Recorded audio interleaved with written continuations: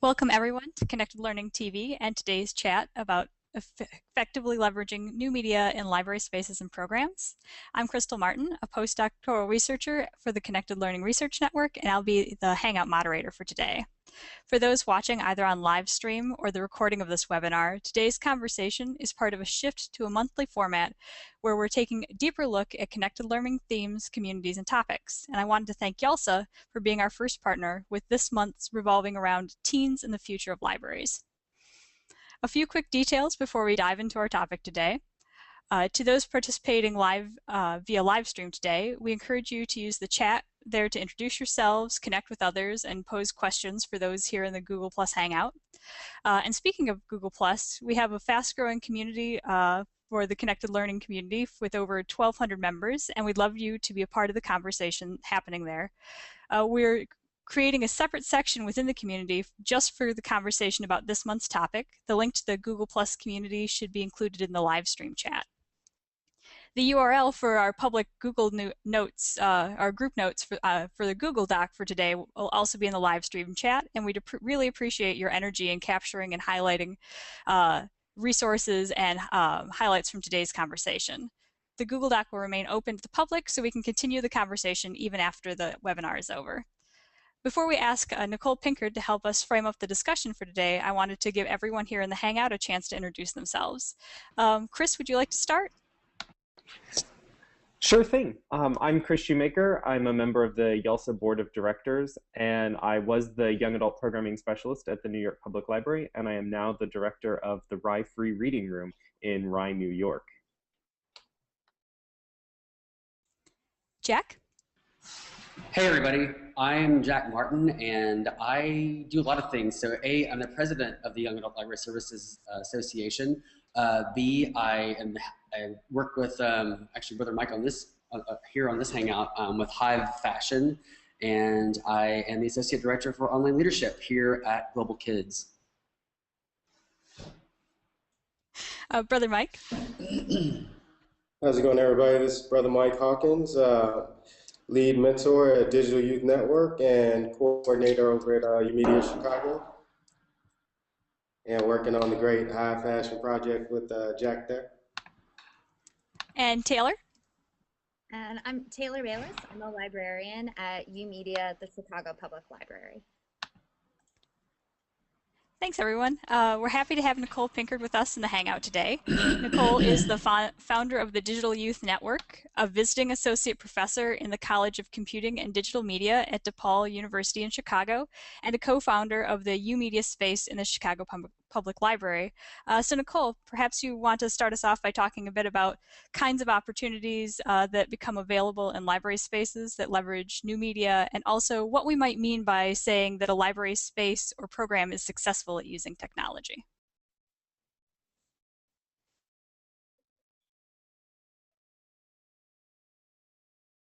Okay, can you hear me now? Okay. I first want to start by saying it's a rare opportunity for me to be in a conversation with both Mike and Taylor at the same time, who actually make UMedia in Chicago work. So this is one of those times I'm going to try to be as quiet as possible and learn from them and let them do most of the speaking for us.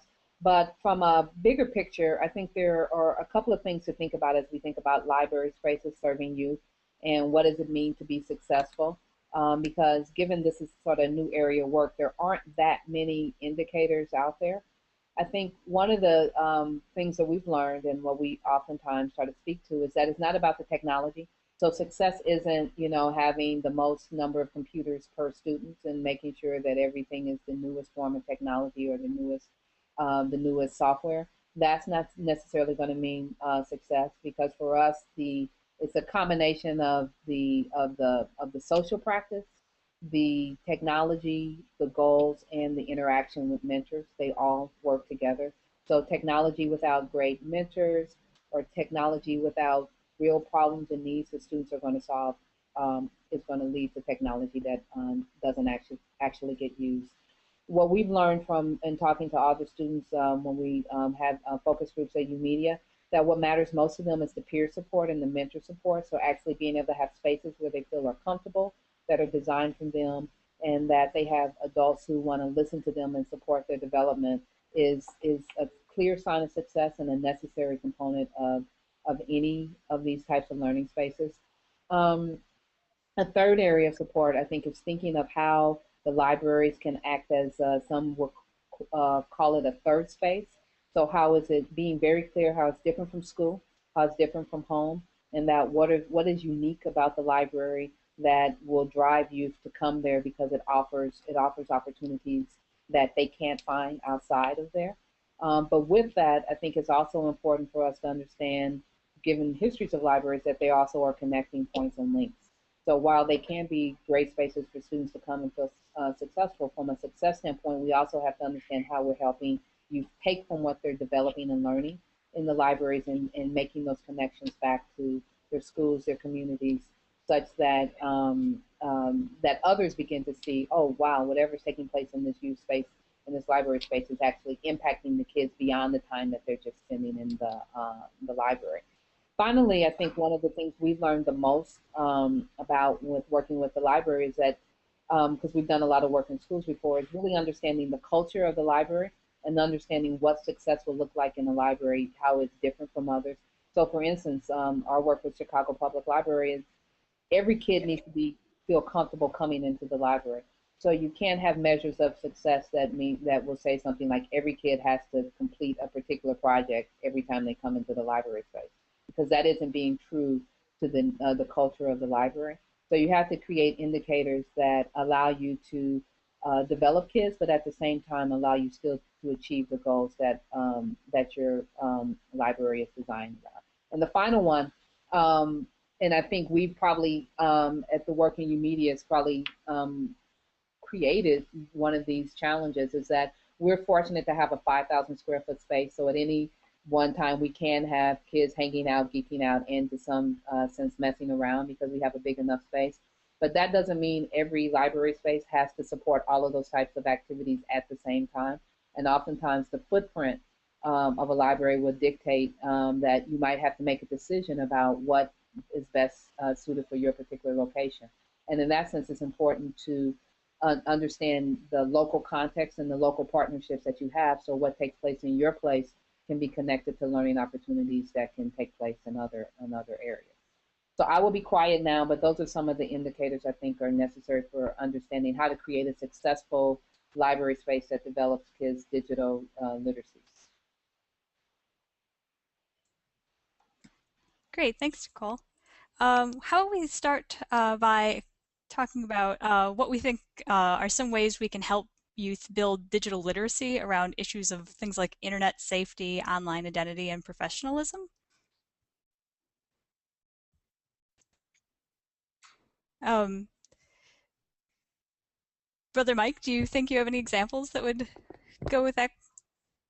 Well, yeah, I think the idea of creating learning experiences where young people can practice these things that they're learning in the workshops and then showcase them.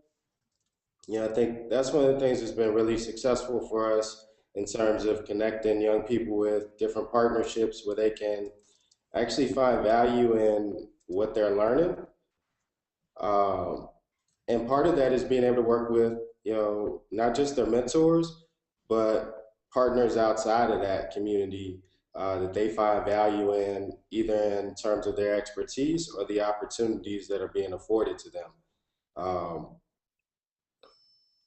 and I think it's interesting too how leveraging kind of some of the social media practices, uh, because we see a lot in the Facebook groups and Tumblr, some of the things that young people are dealing with on a daily. Uh, and what's interesting is the mentors are also in those spaces as well. So we can kind of bring that back into the space, bring that back into the classroom, if you will, and have discussions with young people about some of the issues that they're dealing with, but also create programming around it too. One example, we worked with Lady Gaga's Born This Way Foundation, and we really did a deep dive into kind of, this idea of social emotional literacy. are learning, but also how to deal with it, uh, talk about it, and then create their own narratives about how to fight it or the things that they want to celebrate. Um, and I think when you give young people those opportunities,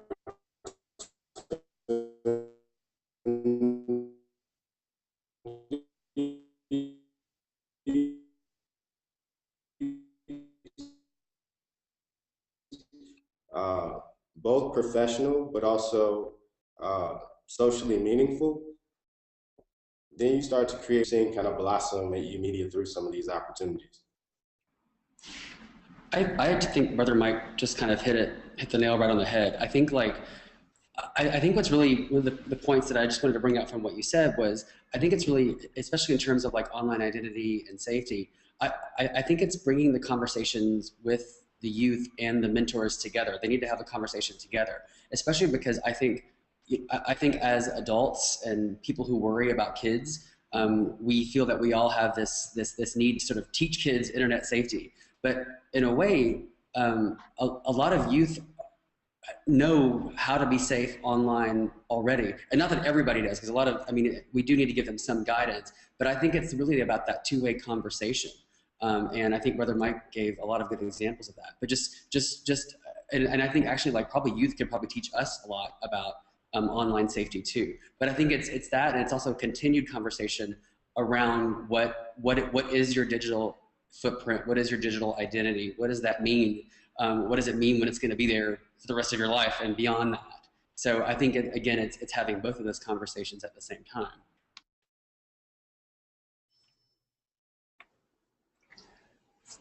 I really like what Jack was saying about the permanence of what your digital footprint is, and what Brother Mike was saying about the larger internet safety pieces. I think that the most vital thing for developing professionalism among young adults online is really making sure that it's framed in a larger context, not like this is Facebook and it can be bad, or this is these are your fan fiction sites, and be careful about what you post because people could find you, or this can be your private place. But it's providing a stronger context for those activities, making sure that you have skilled individuals walking teams through what they might be able to do with sites and with content, and then also making sure that there's opportunities for feedback from them, as Jack said, a two-way street, so we can see what they're doing online. The more we know about what our youth are doing and how they're engaging with online tools and services, the better we can scale and customize what we want to do with them and teach them how to be safe. But really making sure that we're not leaving internet safety and internet professionalism and digital footprint as part of this. This thing will haunt you for the rest of your life if you don't do it right, but making sure there are several pieces that build up to that larger footprint. Can I say one last thing, and I'll shut up. Sorry, I don't want to take it. But the other thing that is really that I think we should recognize in this conversation is that libraries are the perfect place to have this kind of a conversation with youth. Librarians are trained to teach people, including youth, about how to use information effectively. The internet and the interwebs are a great, humongous, big, huge ocean of information. And we have the skills to teach kids how to do that. So I think that's another thing that we should think about is how we can do that. But I just wanted to give the library a shout out right there.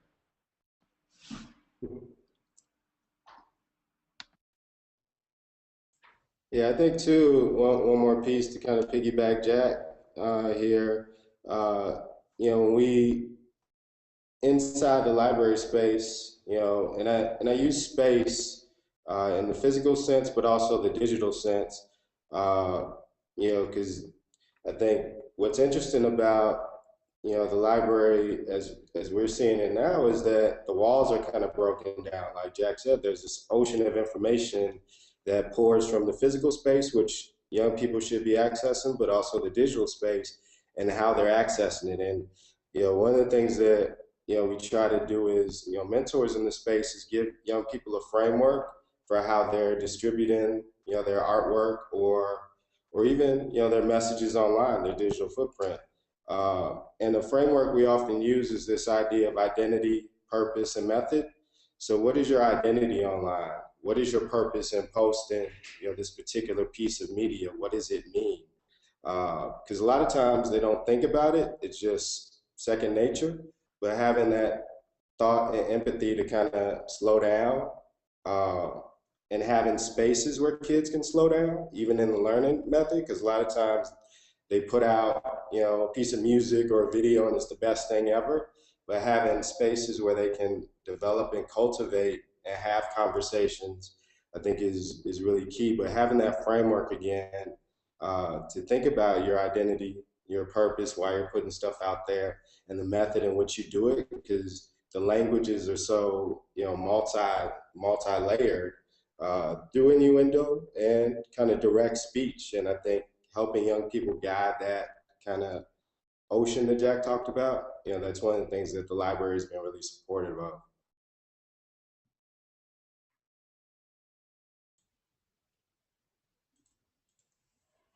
Kind of building off that, when youth are producing digital content that can be viewed outside the library walls, like as part of a library program, how much do librarians, mentors need to be involved in that kind of production? For example, should adults be reviewing this? What are you guys' thoughts on that?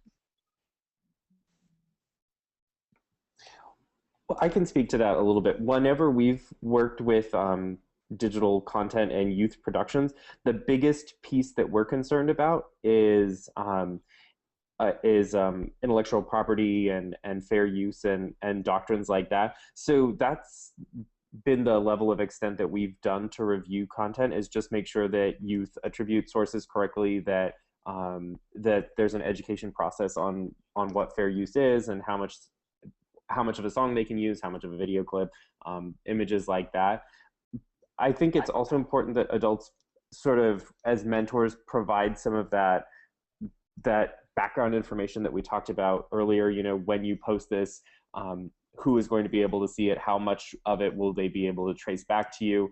Is this your identity that you want to put forward? Is this something that you want people to know you for if it goes viral, if it gains more attention? Those pieces are part of the conversation leading up to the production, but I would never want a teenager to pull down their content because an adult afterwards was like, oh, maybe you shouldn't have posted that. It's much more about the prepping up to process rather than the revisions after the final source. I think for us, there's always, so we're fine with our students posting work they make in the space on their own websites, but it's a different case if it's posted on the UMedia website or Chicago Public Library website. We do all those things Chris says, but if it's going up on a library website, we also have to think about things like language, and anything that might be offensive to the larger patron base. We actually just had an incident where a student's work was on one of the TVs facing out on State Street, really busy street in Chicago, and it was an article about violence in video games. And someone took it the completely wrong way, thought that we were supporting violence in video games, because they just saw the title of what was happening and didn't take a sort of deeper look into what the student was really saying in his article. So we have to sometimes think about things like that, think about how the wider patron base is going to look at something. And it's a really good lesson for our students, because they have to think about how their work will be perceived, not just by people, who are reading it or really trying to get into their work, but who are just taking a glance at it and walking away, or just taking a look at it on a superficial level as well.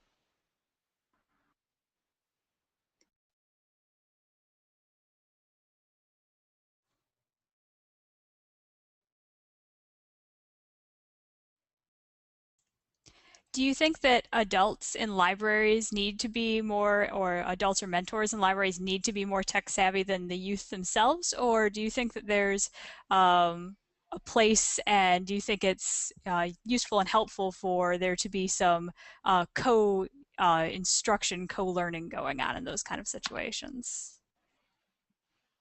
I think like people who work, I mean, I don't think that we have to necessarily be just as tech savvy as kids, because we'll never, I mean, I will never be as tech savvy as like kids.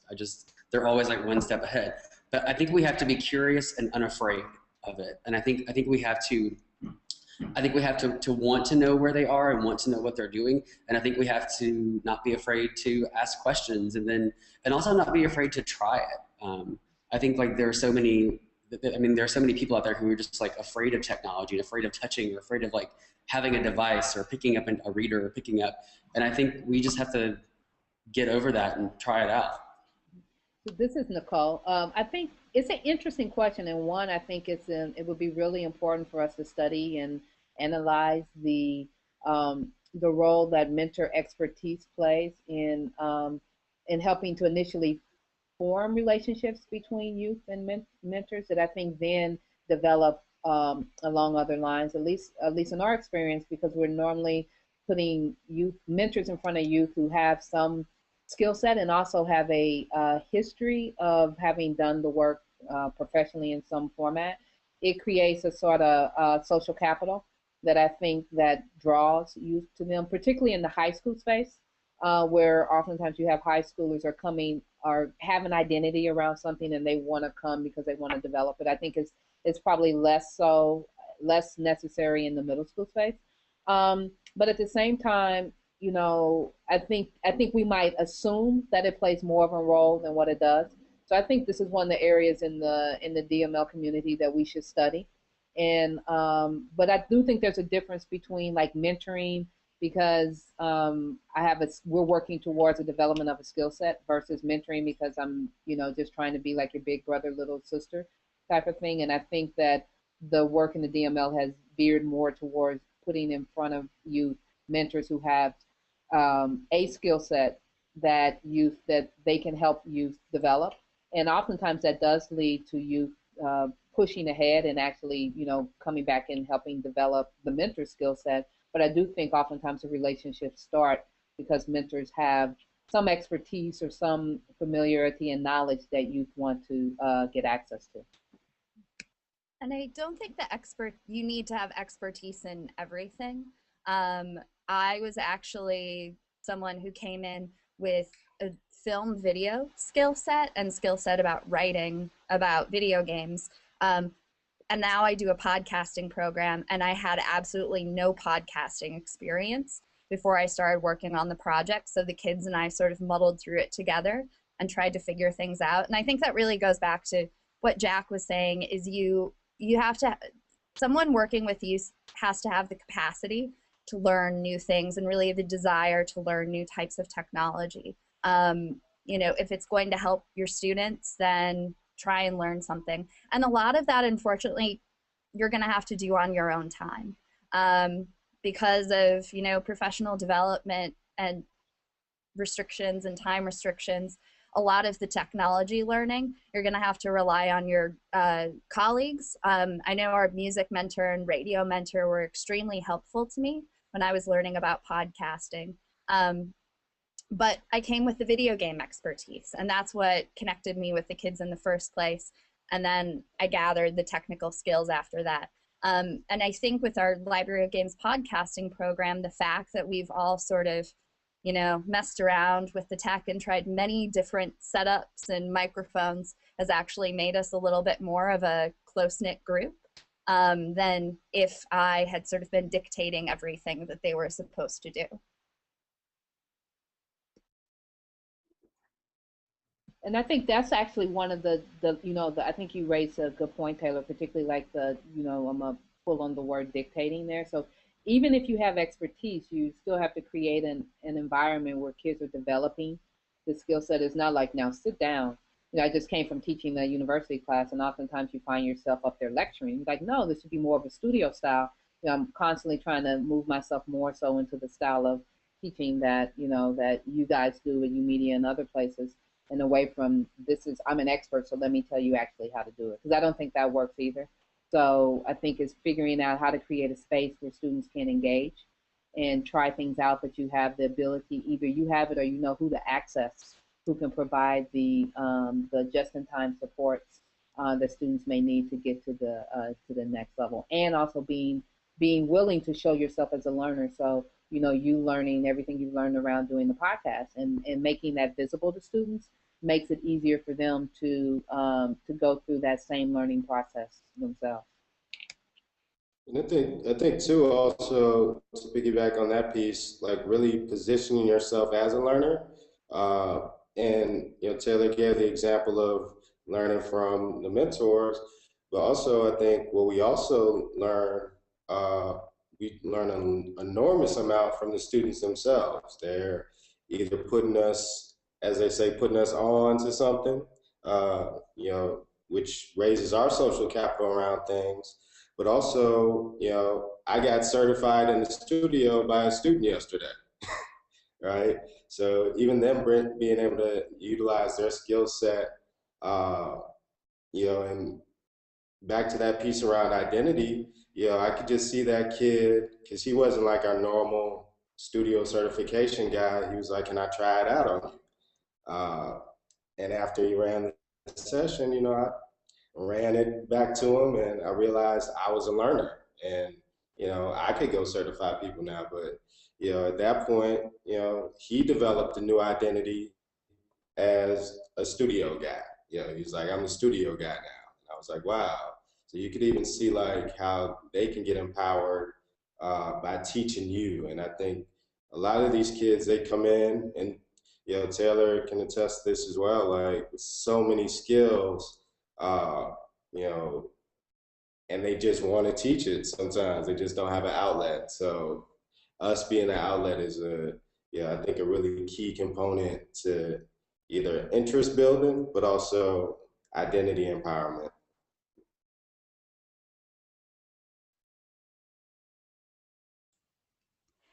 So to foster these kind of activities in the library, what sorts of operational supports do you all think absolutely need to be in place?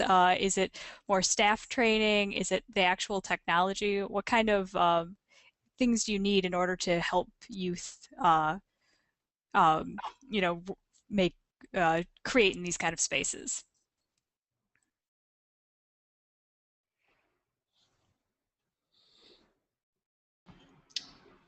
I guess like I definitely I think people definitely need more training. I mean, and it's but it's hard because when you think of training, you actually I think a lot of people go straight to like learning hard skills, but the skills that Nicole and Brother Mike and Taylor are talking about aren't.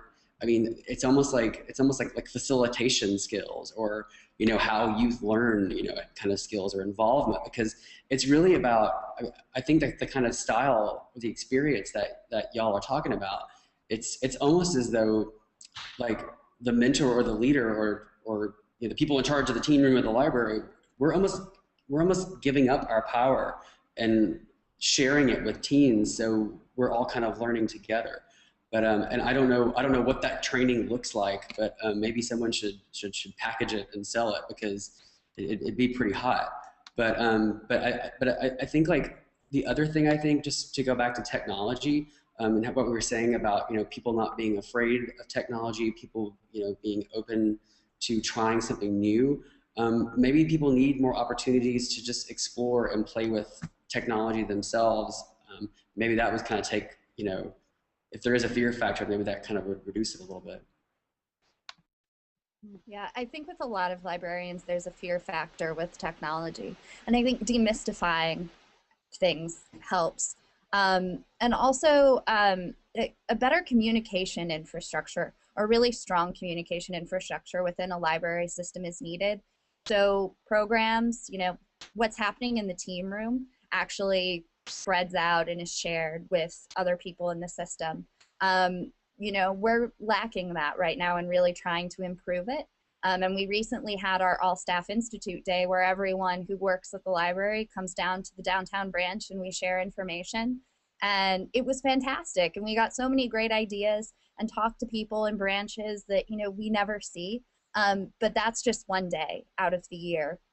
So we were really energized and had lots of really great energy and want to go back to our branches. But we need that to happen every single day of the year and not just on our special day.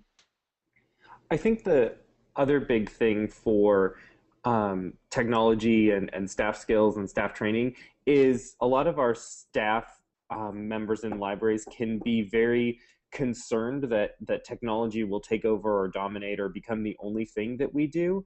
And so building in small pieces of technology into existing programs is a great way to train staff and get them familiar with hands-on. So instead of a whole class about Tumblr, it's, you know, okay, we've done a book discussion group and now let's create a Tumblr and share something out. Or, you know, we've been doing a movie time at the library. Now let's use Popcorn or Hacksaurus to create a movie review and post it. So these very small building blocks of technology can help staff become more acquainted with it and get ready for those larger steps and those next steps.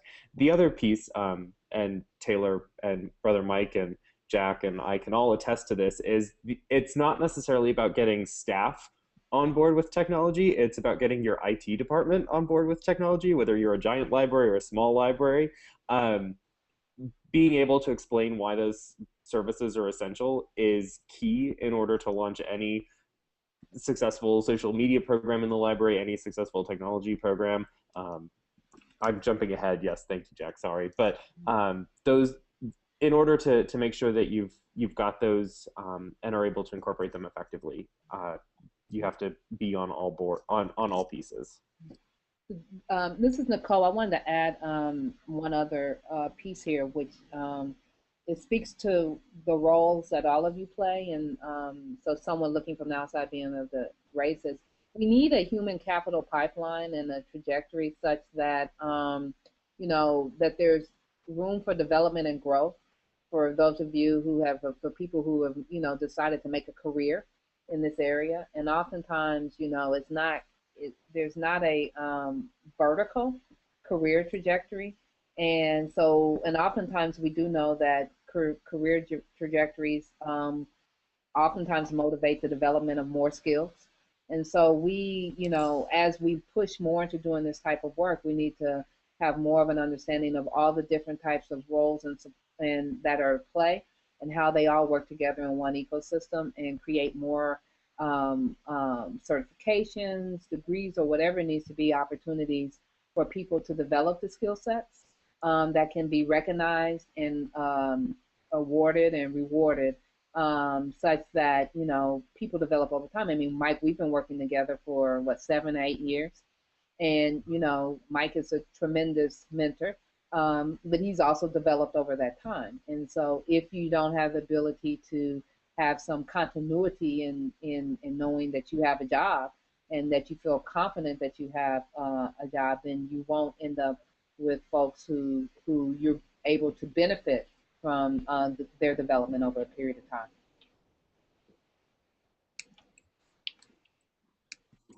And I think too, building on that, like that's the model that we also try to, you know, bring down to the students as well, so they can, you know, feel comfortable about, you know, why they're doing what they're doing, that there are levels for them, that, you know, a kid might come in thinking they're the best, but, you know, there's somebody better than them and they have something to aspire to. And I think, you know, Dr. Pinkett and I always use the basketball metaphors. You know, basketball is very easy to see, like who's on varsity. The freshmen are kind of looking up to them, and we see that kind of reflected in media culture. You know, students have multiple entry points to kind of jump in, whether it's kind of, you know, like one-offs, let me kind of test it out, or whether they want to go deep in a project where they're, you know, using some of the skills that they're coming in with or developing. I think when you have those type of ecologies where, you know, young people and adults can see, you know, kind of the fruits of their labor, if you will, either financially or socially, I think it, you know, creates a, you know, an interesting, you know, space where I think levels are kind of valued, if you will. And students start to see trajectory, you know, through their mentors, but also through their own path.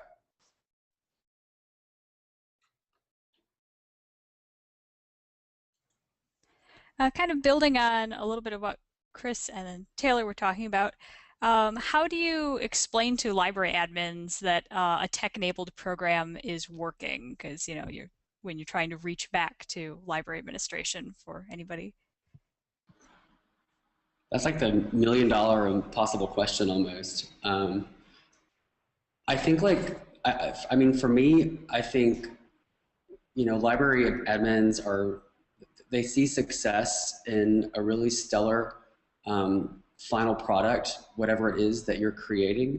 They need to understand the entire trajectory of the learning that will happen in the program as well as the program, and the technology needs to be, needs to be just to be part of the overall learning. So I guess this kind of goes back to what I've been thinking the whole time, is that and what we said over and over again, that technology isn't about technology. Technology is a conduit for learning and for exploring and for discovering. And I think that's what we have to keep in mind when we're maybe explaining this to an admin who, doesn't support technology. But for me, that's like the big take home. And that's been really true in our experience, that the admins get really excited when they see the final product. So our sort of watchword now is just document, document, document all the time what the kids are doing with technology. So, we try and take pictures, write anecdotes about everything that's happening. So our administration does understand that, what may seem to them like a silly workshop, they just walk in and the kids seem to be crazy doing all sorts of stuff, that's valuable. And what's happening in between that time is valuable. And we also have the challenge that our programs are drop-in programs. Kids don't have to stick with them. They can leave. It's a library. They're free to do what they want. So there might not always be that really nice, polished, finished product. So we really have to show our administration that what's happening in between and the work sort of in progress is just as important as the finished work.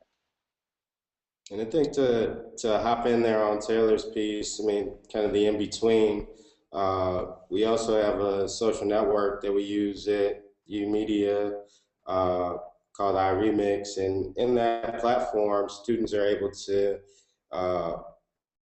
kind of share their work and get that kind of feedback from both their mentors and their peers, earn badges and things like that. But also it serves as a space where you can see the process, right? So a lot of times the workshops that we have a mirror of that within the social network inside of a group space or a class space. And this allows, students to kind of window in and see what's going on. Maybe something kind of sparks their interest, but also, as Taylor talked about, the drop-in student, the class might go on Monday and Wednesday. I can drop in on Monday, and Wednesday I can do my stuff online and get feedback and things like that. And that's, I think, for us been a real key to telling some of the narratives. A few years ago, we won a spoken word competition here called Louder Than a Bomb. And the year before that, quite frankly, we were, kind of at the bottom of the list, if you will. The next year, we ended up winning. And it was like, well, what happened there? And being able to go back inside the group and kind of see the growth from one year to the next, where you saw more critique, more iterations of the work, students posting videos of their practices. So, we were able to go back and kind of see like, oh, these were the changes that happened, because the finished product is amazing. You're like, okay, they won, or there's this artifact. But, when you're trying to share the information of how you got there, another, library or program wants to understand, maybe your curriculum or the projects that you gave to, help students attain success. You do have that kind of middle piece between kind of the start and the finish of the product. And it's kind of, again, as Taylor mentioned, it's documented for you and for the students themselves. I think that's a really important point, Brother Mike. I think one of the things that we often get caught up in is producing a really stellar final product. And and that's always important, but sometimes we don't produce stellar products in the end because not every technology program is going to go exactly the way that we think or produce the final results. So really being able to track those hit points and those windows and the process is key to helping develop our library administrator support, because you can point to, like, see, here are kids researching, or here are kids using the library in this way and that way. They brought in their friends. We didn't build a new coding language like we thought we were going to, but they've learned they learned how to use Arduino instead, and they've made something new and different.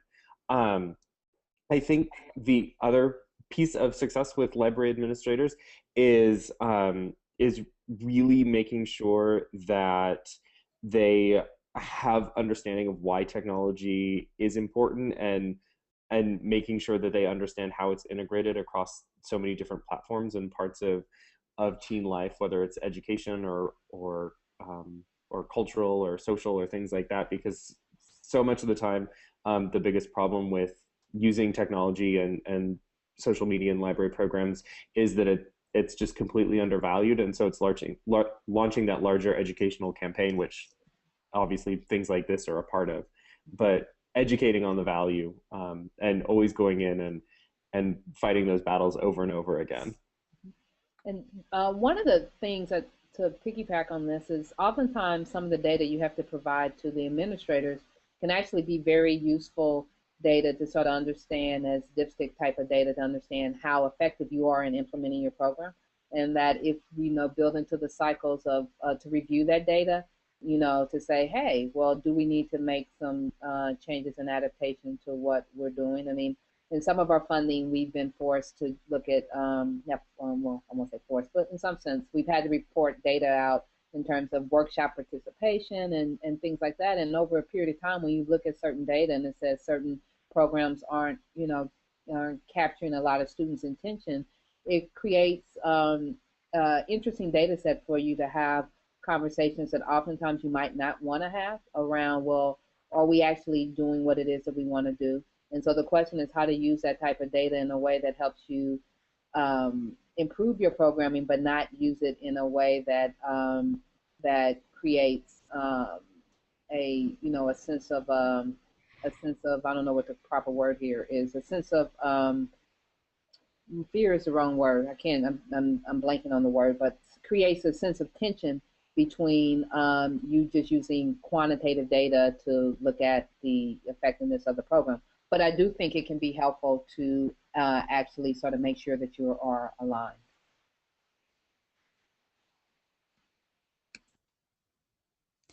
It looks like we have a question from the live stream. How do we address internet safety issues with youth, parents, admins, and how do you ensure you're creating a safe space while providing access to social network platforms that carry inherent risks? Or how do you moderate those risks? I think to some extent you have to build the culture. I think students do as they see you do a lot of times, and so Taylor mentioned a few of our spaces. So we have a Facebook group and a Facebook page. On the Facebook page, it's pretty much kind of the boast. This is about Media. This is what's going on. But in the group, this is where the students really engage and push out what they're into. And sometimes it's inappropriate. So this is a space where we can kind of subtly check them, or they can check themselves by seeing how we're checking them. So like, I won't say, hey man, take that down. If it's something that they've created, a music piece or whatever, I might say, you want to get this on the radio, but this isn't, I can't play this. I can't share this out with anybody. So being able to kind of shape the conversation in a lot of ways, whether it's about content that's offensive or how they're treating each other online. So like, you also have to create that space, because again, there's meta languages with all these sites. So you can be like, I was kind of woken up to like, they're bullying on Instagram. I'm like, oh, of course, the picture tells us 1,000 words, whatever, like, but I think creating that culture where kids clearly understand, that what's up, so to speak, uh, and you can, check them in a certain way. And I think that comes out of relationship building or the social capital you have. Um, and if you can build that kind of space, like we found that, we don't have to check it too often. And more often than not, again, they check themselves. Brother Mike, I think you're totally right. The one piece I want to bring out is that, and I'm just going to say it, that I think that educators, that adult educators are actually, many of them are actually afraid to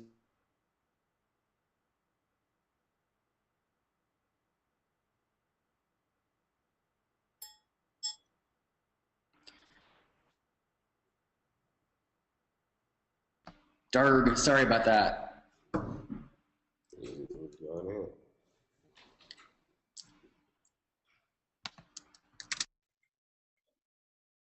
About that. The interwebs are tricky here. So I was just saying, like, I think that a lot of times adults are afraid to be in the same social media space as teens, and I think one of the keys that pieces that Brother Mike is talking about is this building of a community, and adults and mentors need to be in the same place as their youth, because it's like what Brother Mike says, if someone's like bullying each other on Instagram or bullying each other, then who's going to step in and say, hey, you need and call them out on that? So, and I know this is a huge issue because I also teach library school, and a lot of my students they say, oh, I would never be friends with one of my kids in any of these spaces, but I actually think that it's important that we are in the same space together, because that way we can look out for each other. Mm-hmm.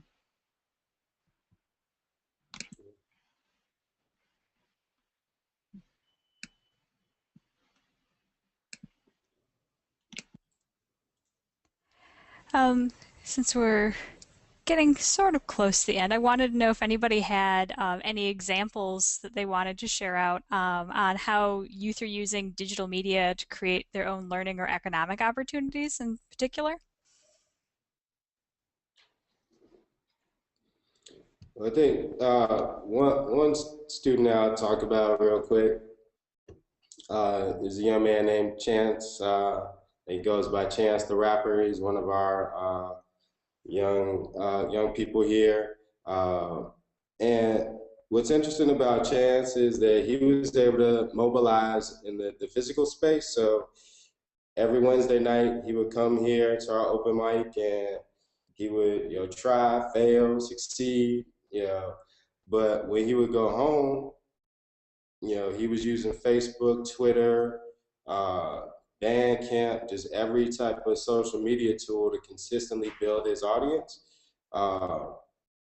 which also, for him, he was like, okay, I can leverage this audience into a financial piece for me by putting out good music, but also being able to mobilize them back to spaces where they could engage in his music either through sales or in venues. So and it was really interesting to me to see how he was able to leverage all of those networks, both in the physical and the digital, which I think a lot of young people aspire to do. But to leverage it for a financial gain or to get yourself out there, so to speak, I think young people are really, getting more savvy about that. I have to give a shout out to one of my colleagues here at Global Kids, because she totally has so I guess like when she's a teenager, she spent a lot of time building like fan websites of celebrities that she was obsessed with as a teen, and she did that all through her childhood. And then I guess like at some point in her life, one of the celebrities discovered that they were actually that she was building these sites, and so so-called film celebrity has now hired her, and she now designs the official website for this celebrity. So totally, I mean, it can happen. You never know, and that's like the biggest prime example of like connected learning that I ever like could have thought about. It was just like you do something because it's fun, and now you're hired to do it. Like that's what it's about. We have a senior here whose name is also Taylor. And she has a YouTube channel, and she's been streaming video games that she plays and doing commentary. And she actually appeared on a podcast for the video game company for one of the games that she streams online. And they actually just offered her a job to stream for them. And that's how she's going to pay for college. So she's going to pay for college making videos for a video game company, which is so insanely cool to me. And, she took that initiative, she made the website, and now she gets to play games and make money doing it. I'm so proud of her. And so, Taylor, quick question. How does that, serve, are you beginning to see other students see that and go, hey, well, I can do that too? They're mimicking or maybe in a different way. What are you seeing with that? And what's interesting about Taylor is she started coming to New Media not that long ago, and she's sort of in that hangout mess around stage with us, where she's geeking out at home, but she's really kind of hanging out and talking to us. And I think her, that social and cultural capital that she's bringing to the space is really exciting, because she's talking to these freshmen who really like to play video games but aren't really sure what to do with it, and they keep saying like, oh, I'll make a Let's Play channel. And her being there and showing them what you can actually do with that is really wonderful. And she's only, a few years down the road from them. We have to make sure to do some type of we need to capture her, capture her experience such that on some video or something somewhere. Yeah, I think one more quick example, just and this is for I guess a lot of the libraries out there may not have like the big giant promotional budgets or whatever. In fact, we started, we didn't do any like big promotion on buses and things like that. It was really word of mouth and driven by the students via social media. So they would come to events or workshops or just be in the studio and taking pics from there. And young people would be like, where are you at? And they'll be like, oh, I'm at the library. And they hadn't seen a library that looked like that, or they hadn't been to a library in a long time. So to have that window in for folks and letting the young people drive that, to say the library is a cool place to be without saying it's a cool place to be. I think, because what we saw was a lot of our kind of tastemakers and discoverers, really pushed the U Media movement. And, to some extent, we just had to wait for it to happen. And I think if, young people see opportunity, something new, something cool, and a place where, the adults care about them, they're going to promote it more than we ever could. And they'll find value in doing so. And I think, that's one of the real key examples that it really stuck with me that,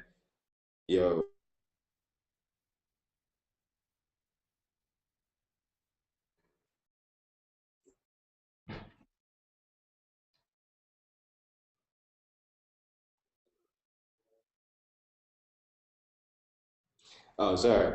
What really kind of stuck out to me, with this whole kind of social media movement, kind of grassroots up from the young people is that we didn't have to, really push out, to the world that there's this new space where you can do these amazing things.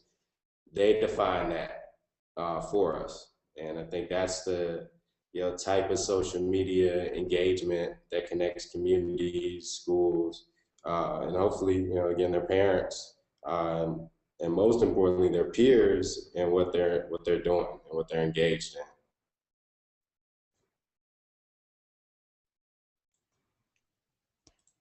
Well, this has been a really great discussion, and we're getting close to the end of the hour, so I thought we'd give everyone a chance to give some brief last thoughts. Chris, do you want to start? Sure. I will happily do last thoughts. I want to encourage all of our librarians just to remember those important things. Technology and social media. If you're worried about them or not sure about how well they'll succeed, just to use those as baby steps to build up your confidence and your experience. As you grow, your teams will share ideas with you and become your colleagues and your peers on those technology platforms that you're using, and just really always remember that it's about the process and integrating into the activities rather than just making it entirely standalone. We can be too self-referential and self-promotional as institutions, and it's important to make sure that the technology is part of a feedback process and a push out conversation rather than just a promotion. Jack? I think my take home from this conversation is or my message out is really to just to tell people to don't be afraid. Don't be afraid to try some of this stuff out. Don't be afraid to be in the same space online with a youth who might need your help. Don't be afraid to step in and help a youth who might need help, whether it's in a library program or whether it's in another place. But don't be afraid and be curious. Great. Brother Mike? Yeah, I think for me, just want to put out there as somebody that's been part of a partnership with the library, that it's key for folks to find good partners who can engage your students, but also in that relationship have the the wherewithal to learn from each other and grow, which I think we've done here at UMedia. Taylor? I think sort of piggybacking on what Jack said, don't be afraid. You see a lot of librarians who have really great ideas and things that they want to do, but they feel like they don't have the technical expertise or all the knowledge that they need to do something. And that prevents them from ever taking that step and actually taking their idea into action. And, if I can teach myself how to podcast and now teach podcasting, I think any librarian with, the right supports from the rest of their staff, their own amazing research skills and learning skills, and can do it. And so, don't be intimidated and don't try something. And Nicole, would you like to give us a final few words? Wow, those are definitely great words to reflect on. I would add to that, I think, is to most librarians, I imagine, in this conversation might not be sitting with a group of 10 to 11 librarians who can form their community with them. So I think really making sure that you engage this journey with others and figuring out the relationships and joining the organizations and having a group of other librarians who might be from across the country who are trying out similar things and learning similar things that you can develop and grow with, such that even though you might be the one librarian in your branch trying to implement something, you feel that you always have a bigger community to connect to and learn from and grow with. Thanks everyone for a great conversation.